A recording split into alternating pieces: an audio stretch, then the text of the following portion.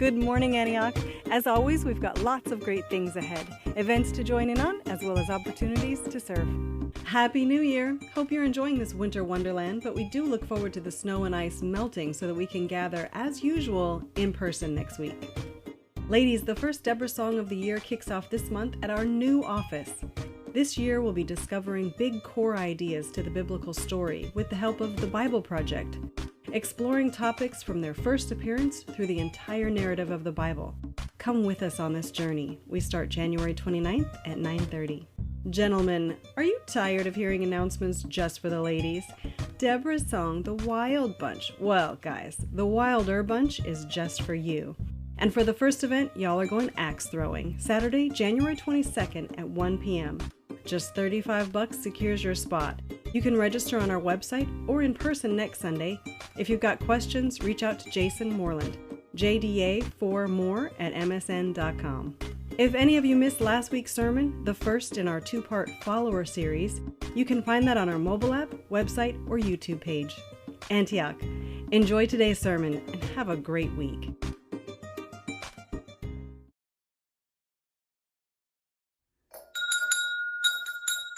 Happy New Year, church family. I hope all is well. I'm just grabbing props from my house. As you see, I'm home. Check out the snow. It is absolutely everywhere, but I'm so excited to be bringing a word to you today about commitment. So this is the first message in the new year, and we will be talking about commitment today. We will be evaluating your commitment in following Jesus. So the title of the message today is Commitment. If you have a Bible, we're in Luke chapter 9, verses 57 through 62. Luke chapter 9, verses 57 through 62. So we are in a two-part series called Follower. It is a mini-series. Last week, I shared about dying to yourself and dying to sin as we approach a new year. And today we will evaluate our commitment to Christ. In Luke chapter 9, verses 57 through 62, we will meet through three men who all wish to follow Jesus. And I'm sure you want to follow Jesus as well. But these three men, they wanted to follow Jesus on their terms, right? They didn't want to follow Jesus on his terms. And to be completely honest, this sounds like us. We want to follow Jesus on our own terms. We want it to be like Jesus and me, right? We want to have some of Jesus in our life, but we also want to have some of ourselves in our life.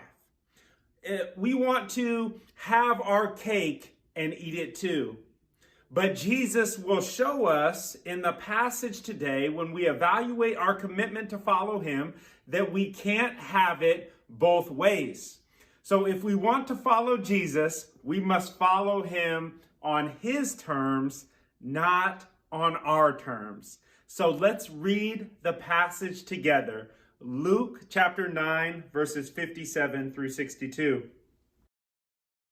As they were going along the road, someone said to him, "I will follow you wherever you go."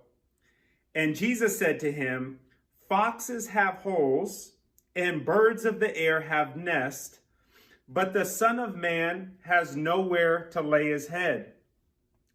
To another he said, "Follow me." But he said, "Lord, let me first go and bury my father."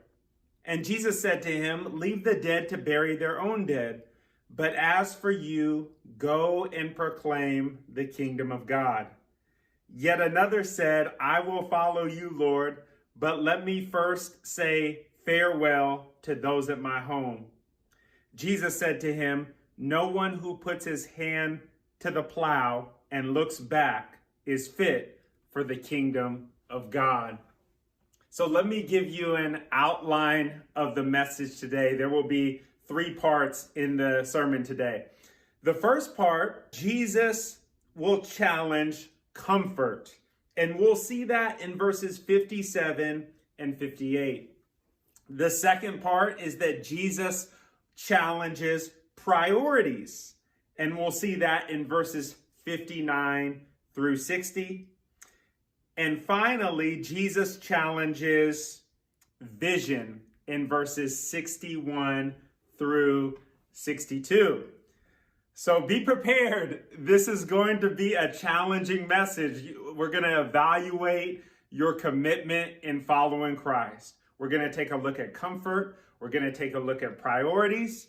And lastly, we're going to take a look at vision, which is so fitting as we head into a new year, 2022. So let's reread verses 57 and 58. And this is the first part of the message. Jesus challenges comfort. It says, as they were going along the road, someone said to him, I will follow you wherever you go. And Jesus said to him, foxes have holes and birds of the air have nests, but the Son of Man has nowhere to lay his head. So Jesus, from this passage, it's very clear that he was not wealthy. Jesus was rejected, and Jesus was also homeless. It said he had no pillow. There was nowhere for Jesus to lay his head. In the preceding verses, in verses 51 through 53, Jesus was rejected at a Samaritan village. And he was rejected because his face was set toward Jerusalem. And the Samaritans just didn't let Jews go through their village if they were just passing through to Jerusalem. So the real reason that Jesus was rejected was because of his face. It was set toward Jerusalem because that's where he would die on the cross for our sins. So Jesus was essentially homeless and rejected because he was following God. He was rejected because he loved you so much that he was focused on Jerusalem. He was focused on the cross where he shed his blood for you. I'm so thankful that his face was set toward Jerusalem. He was homeless. He was rejected in the Samaritan village. And then this man says, hey, we're walking along the road. Hey, Jesus, I will follow you wherever you go. And this passage made me think, because if I was following Jesus and I was walking with him, I would say, hey, Jesus, I'll follow you wherever you go. And then what happened was Jesus exposed this man's heart. Jesus did not agree with the man. He exposed his heart. He said, foxes have holes, birds of the air have nests, but the Son of Man, Jesus Christ, I have nowhere to lay my head, is what he says. And see, a lot of people follow Jesus and they think that perks come along with following Jesus. So if I follow Jesus, he's going to bless my life. You know, I'm going to be wealthy. I'll have houses and cars and clothes and all the comforts of life. But as you read verses 57 through 58, doesn't that scream loudly to you that that's not what it's about when following Jesus? There are preachers who preach that, hey, if you follow Jesus or if you give a lot of money in the offering, you will be blessed. But that is clearly not the gospel. There is no earthly guarantees or perks or comforts in this earth of following Christ. And even when it comes to his disciples, the 12 disciples, it was the exact same thing. The disciples are supposed to be like their master. So the disciples are supposed to be rejected. They're also supposed to be homeless, just like Jesus. And we see this in Luke chapter 9, verses 3 through 5. If you would grab your Bible and just go back a few pages. And here's what Jesus told his disciples. This is just in the same chapter, Luke chapter 9, verses 3 through 5.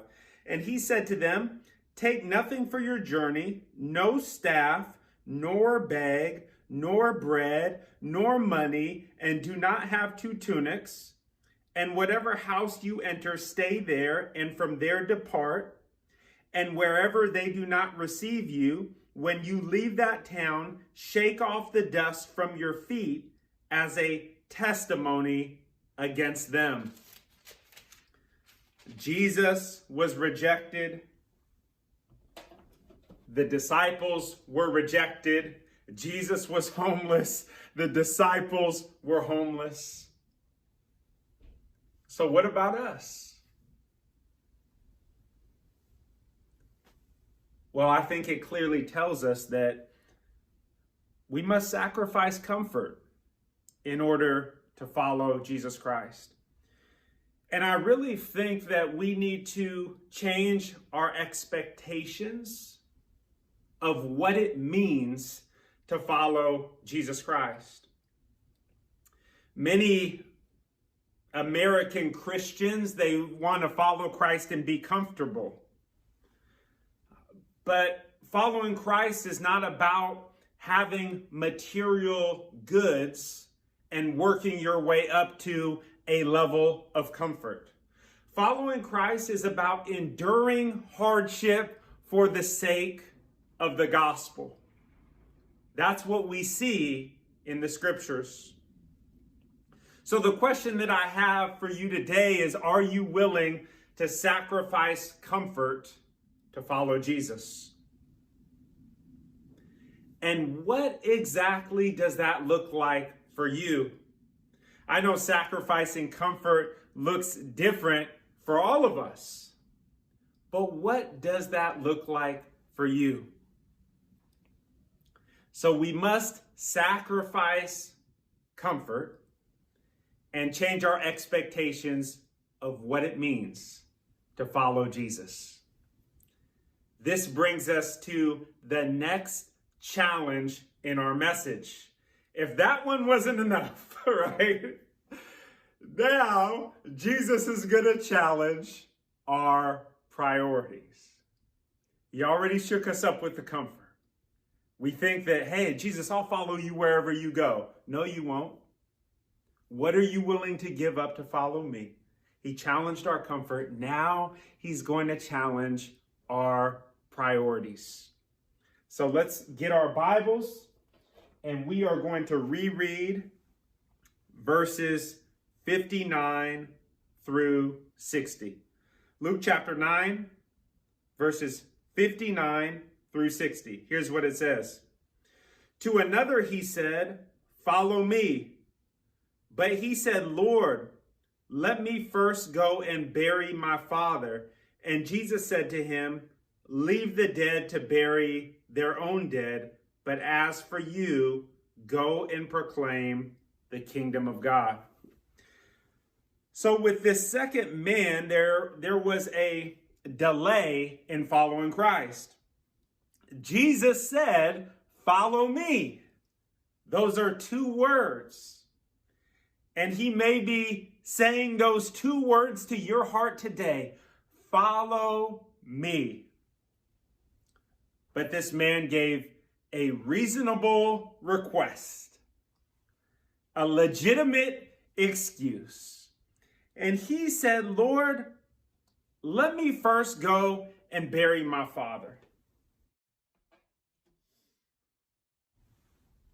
So with that request, a few things could be going on here. One, maybe the father was terminally ill and the son wanted to take care of his father as he was dying, and then he wanted to bury him. And maybe the father was already dead. But the burial process, it takes a long time, and here's how it went in the Jewish tradition. So the son would bury the father, and then the son would come back 1 year later, and at that time the flesh had rotted off the bones. So the son would gather the bones and rebury the bones in what is called an ossuary box. That is a box for skeletal remains. So the burial process would take at least a year. So with this second man, there was a significant delay in following Jesus. He had a delayed reaction. Is there a delay for you in following Jesus when it comes to priorities? The 10 Commandments, it states, honor your father and your mother. And so the problem was not that this man wanted to honor his father, but the problem is that he put that above following Jesus. And so what we learn here, even a 10 commandment, honoring your father and your mother, a good thing cannot usurp the most important thing. So following Jesus takes precedence over family. To many of you, family is the most important thing.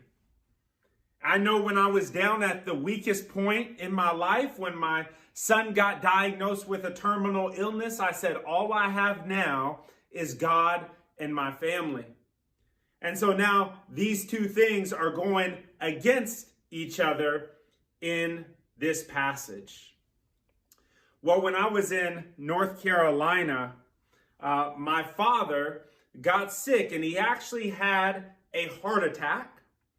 And then he went to have a quadruple bypass heart surgery.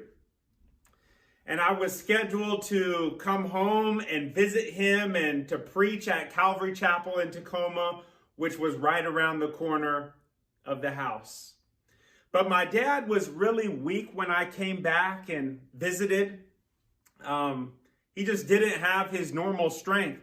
But he really wanted to hear me preach. He said, son, I'm going to hear you preach on Sunday. I said, Dad, you do not have to hear me preach. You'll be able to hear me preach for the rest of your life. It's fine. He said, no, son, I'm going to hear you preach. So I remember that morning, my dad got up. He put on his dress shoes, put on his slacks, his shirt. He put on his tie. And that took all the energy out of him. He was driven to the church, which was just around the corner from his house. And by the time he got to church, he had to lay across the chairs in the back. But my dad was always so supportive of me. He came to all my basketball games. He wanted to hear me preach. And he always said, son, I'm your biggest fan. And so he heard me preach, and afterwards he's like, son, I heard what you were saying. So I went back to North Carolina. I was serving as a youth pastor at Greystone Church, and that was really the call that God had on me for my life at that time. And so I remember I was in a staff meeting, and I received a call from my sister, and she said, Dad passed away. It was a tough recovery for my dad, and his body just didn't make it. And I went back for the funeral, and there's nothing wrong with that. And, but probably a week or so later, I was back, proclaiming the gospel in North Carolina. And it took about 2 solid years from the funeral to close my dad's estate. So when this man is saying, Lord, let me first go and bury my father, he's basically saying, hey, those 1 or 2 years, I need that, and then I can follow you. And so for me, I was, in North Carolina on the other side of the country, and my sister and my other family members are taking care of my dad's matters. My dad owned a painting business. So projects needed to be finished. Assets needed to be sold. Debtors needed to be paid. And my sister and my family, they worked very hard for a couple years, and I was really of little assistance to them. because I was following Jesus in North Carolina. So this man and Jesus with family and God, both of them are very good things, but it's about priorities at the end of the day.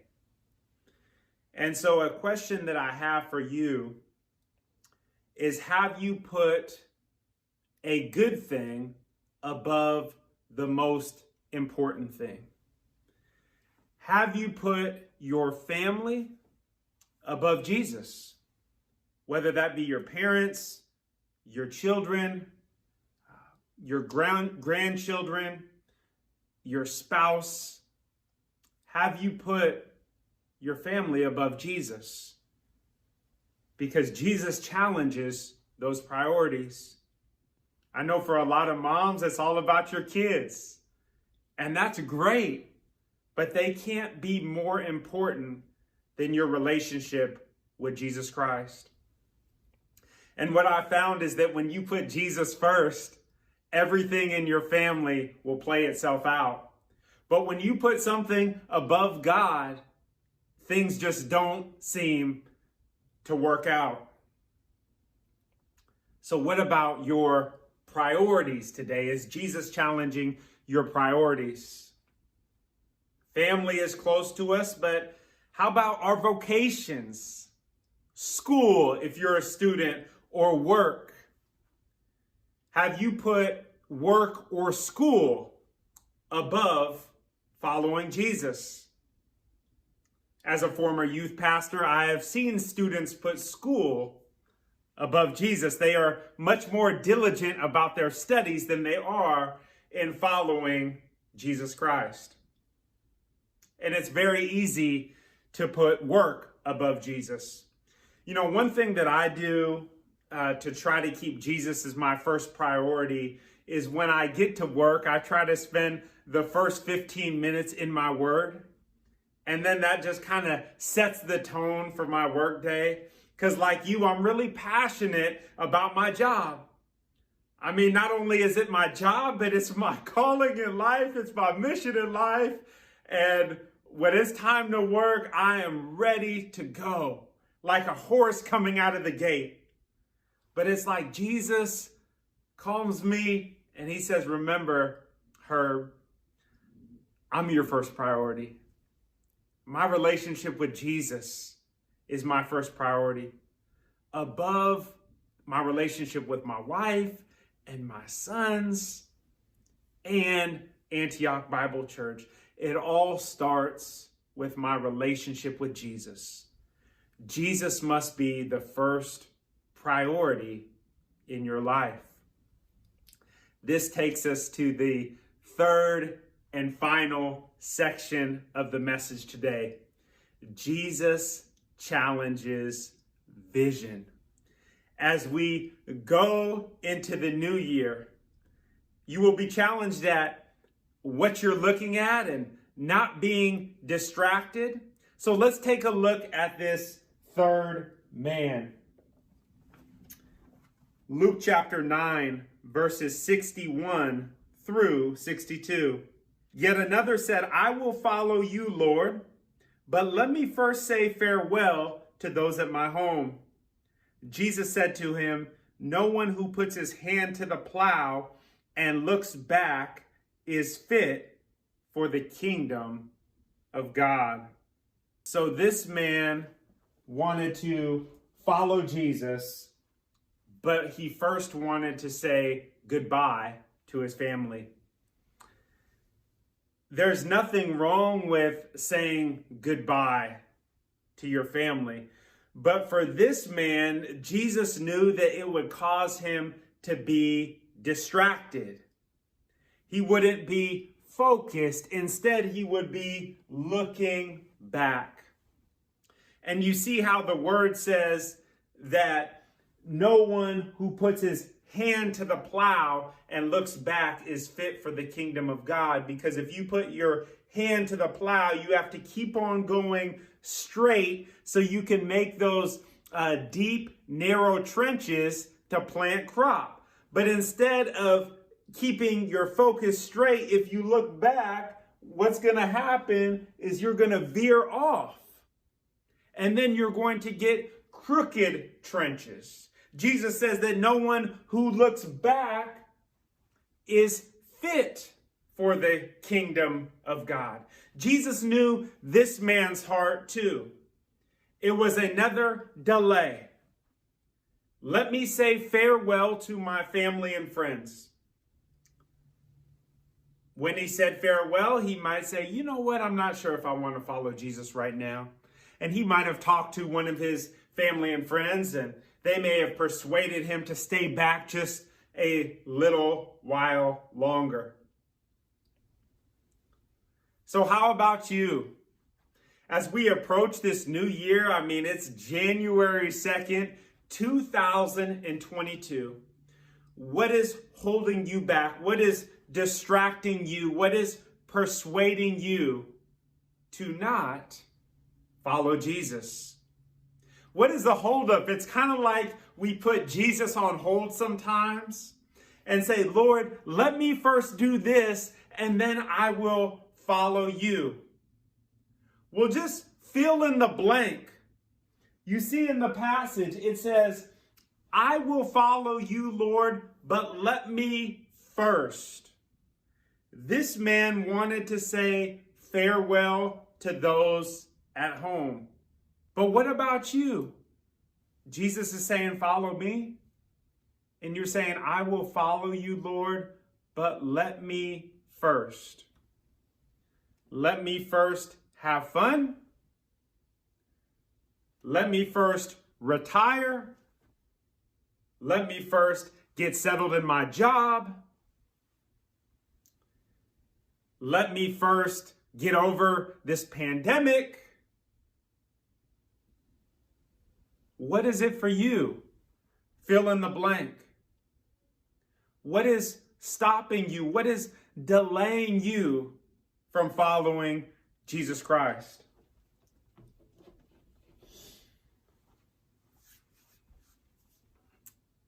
Whatever it is for you in that blank right there, I just want to encourage you to pray about that as we're starting a brand new year.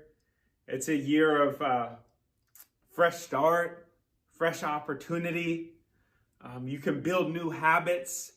You can make a new way. And so if it's, I will follow you, but let me first, blank, whatever goes there, take that to the Lord in prayer. Pray about that. And say, Lord, hey, it's a new year. And, I've always said, let me first do this. And this is where I'm at. This is what I feel. But then I heard this message that I need to follow you. So Lord, help me with this. Just ask the Lord for help. Just confess that you are putting something before him or you are delaying following Christ.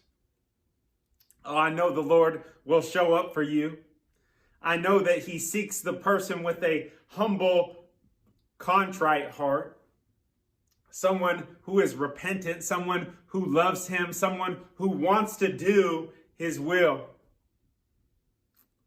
And a fog cutter in everything that's going on. We got a lot of snow right now. We haven't been able to meet for church for the past couple weeks. The COVID breakout with the new variant, and people are getting sick with that. There's so much going on. And just a fog cutter through this whole situation. I was talking to God, and it's just like, Herb, just please me. Herb, obey me. So at the end of the day, through all this, through everything going on, you can say, I'm obeying God. And that cuts through the fog of everything, because that's what we are called to do. We are called to obey God. During a bunch of snow, during COVID, whatever it may be, just obey God. That's what the Bible is calling you to do.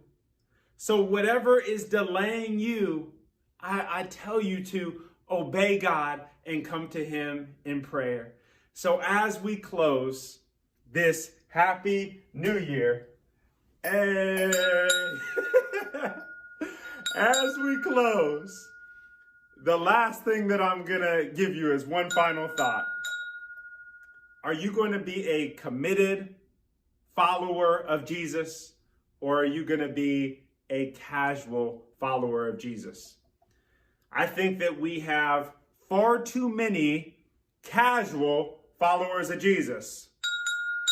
And they are ringing in the new year like I am going to be casual for Jesus. It's going to be the way of the Bible, and it's going to be my own way. And how has that worked out for you?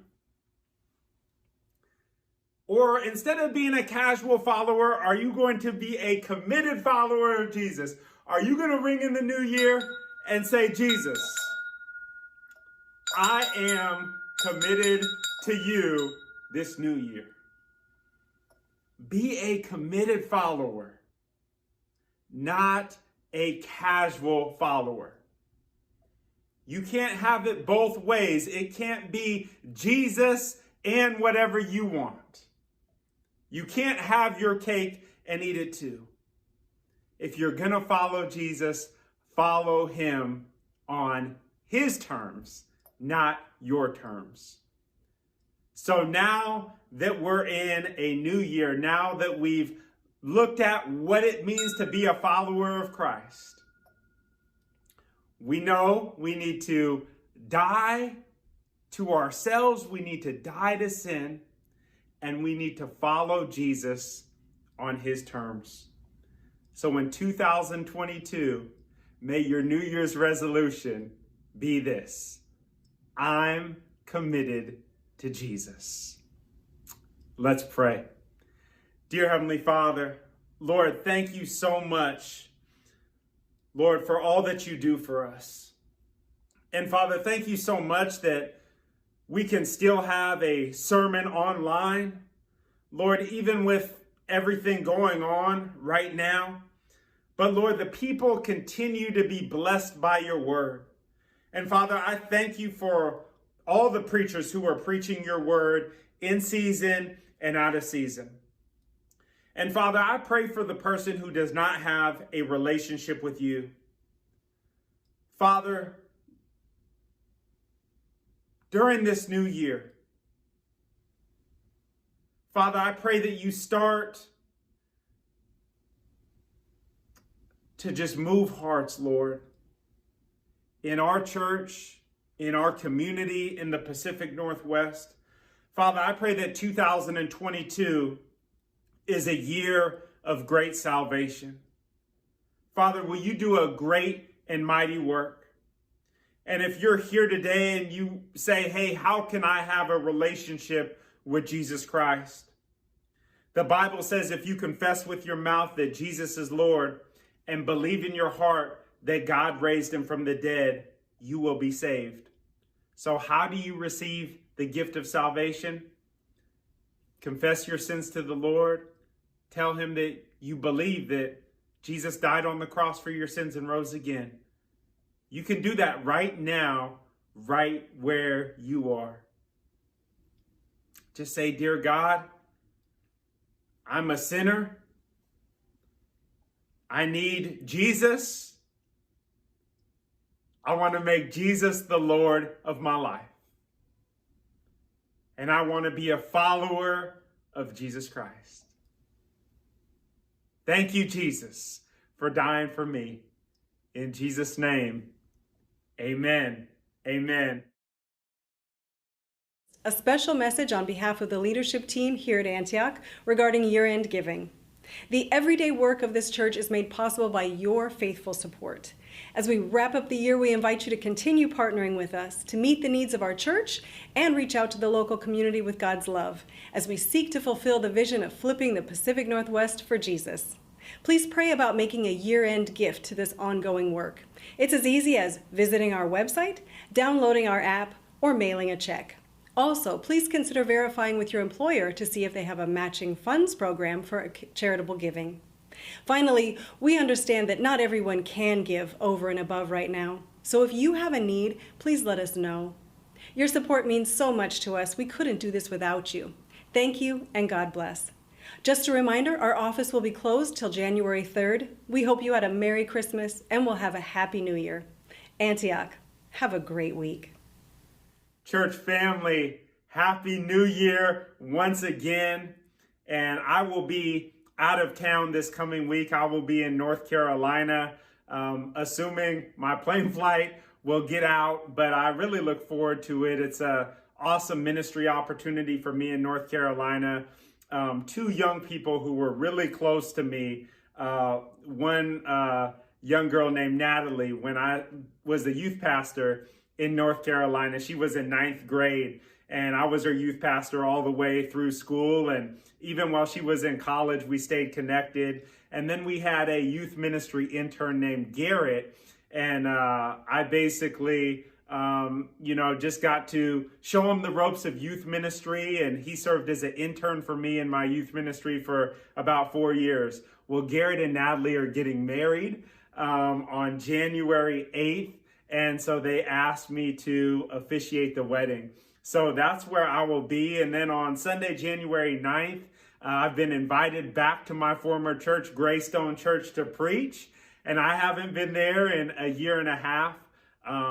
So I really look forward to that as well. So I will miss you, Antioch. I miss you. But we have Pastor Jonathan Rainey bringing the word on January 9th. So you don't want to miss that. I hope that we can gather in person, and our leadership team will keep you up to date on everything there. So Antioch, Happy New Year. I'll see you later. Goodbye.